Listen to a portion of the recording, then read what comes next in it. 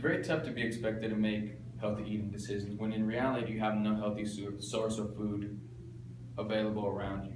When you do have healthy food available around you, it seems to be really extreme price.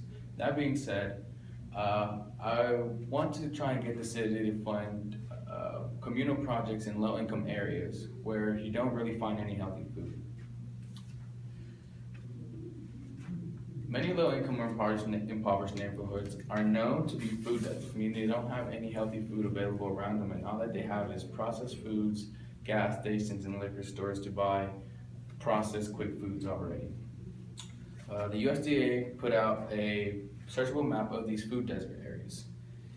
Rick Paul stated, as you'd expect, the non-existent better area of the city, the West Side, West Hollywood, Silver Lake, are all greenless, while the poorer areas, Inglewood, Compton, Bell, parts of San Gabriel Valley, have plenty of green hanging around them. 2013 were LA's food deserts. Food deserts began after World War II, after people began leaving inner cities and started moving out to the suburbs. And so, with less people there were lack of customers, so grocery stores had to shut down. The term has been changed from not having a grocery store around you to lack of financial access or mental attitude, meaning you don't know what the healthy decisions really are, or you don't have the money to buy these expensive healthy foods. The only thing they do have in these areas are fast food places, like McDonald's or mom and pop stores. If there are no customers, there are no stores, leaving a large number of folks without easy access to foods, to fresh foods. In order to maintain a healthy lifestyle, they'd have to travel really far, and that became really unreasonable to do so, and so their diets began to suffer in the process. 2013 were our LA's food deserts. People in these communities do not have the luxury of driving far, so they're just stuck eating these fast foods. The fact that there are more fast food places than liquor stores tells you something about this. Studies show connections between food deserts and places with high obesity rates, as well as high crime rates. High crime rates are linked with low income and less educated populations. So these are some things that store owners consider before placing a grocery store there.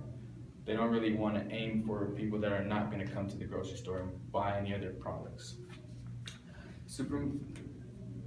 If they can't get to the store, they aren't able to make any purchases. So therefore, store owners try and avoid these unsatisfactory transport infrastructure cities. Captain Yankee stated, fresher foods are generally more expensive, they keep for fewer days, and it takes time and resources to cook. People with low income don't necessarily have the time to do so because they work longer hours, and finding time to prepare healthy food is often difficult. 2017, food deserts in Los Angeles. This is a national issue, and studies have shown that it keeps getting worse. They need to definitely shine light upon this because the repercussions are all being dealt with by the civilians eating these fast foods. For example, the U.S. National Library of Medicine says, using metadata, people in these neighborhoods with healthy food available, had a 45% reduced incidence of diabetes over a 5-year period. 2009 National Academy of Science. Ms. Marion sees the long-run effects of depriving a community from healthy foods and how it affects us in the long run. This is something I noticed is very true. When you get to South Los Angeles, at a certain point, you stop seeing grocery stores and you begin to see liquor stores and gas stations on every other corner.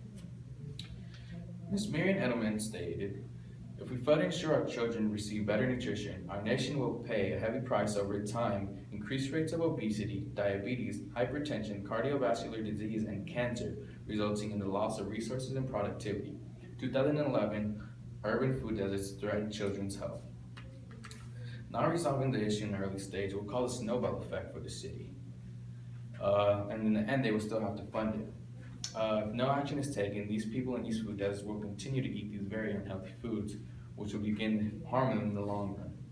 The results from the USDA link food deserts with high obesity rates. So food desert areas are, in essence, areas with high obesity rates. So what's the next step for the health of these people? The city will still have to fund these people if they choose not to do anything about the food deserts, because if they keep eating these foods, they'll wind up in the hospital, and being low income, the city will still have to pay for the medical expenses. My proposition to combat these food deserts is to allocate funds towards having farmers market in food desert areas. This would be something new and beneficial for other people in the community because they'll get to experience something they never really have, healthy food. Farmers market would be a central place where people could find these healthy foods. According to an article by DoSomething.org, people living in the poorest socioeconomic status areas have 2.5 times the exposure to fast food restaurants than those living in the wealthiest areas. 2015, 11 facts about food deserts. So, no more expensive issues about not being able to purchase healthy food. Also, having these markets will help fill the voids of the empty grocery spots. So, a report written by Kathy, Craig, and Leland says food deserts are believed to have higher food prices and less access to foods needed for a healthy diet than non-food deserts. 2015, does food cost more in food deserts? Issue only of having food in really far places, healthy food, would be diminished because central markets would be there weekly or twice a week, whatever it may be.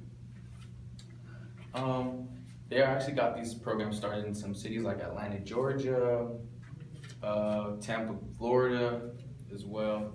So, and they've really started to show good sources, good feedback. So they may continue to do these in other cities. So this would also help combat these fast food restaurants in these low-income neighborhoods and help promote small businesses by the community in promoting healthy food. So they'll begin to start getting their own small businesses that produce healthy foods. So in conclusion, I hope you can help me fund these farmers market in low-income food desert areas. Thank you.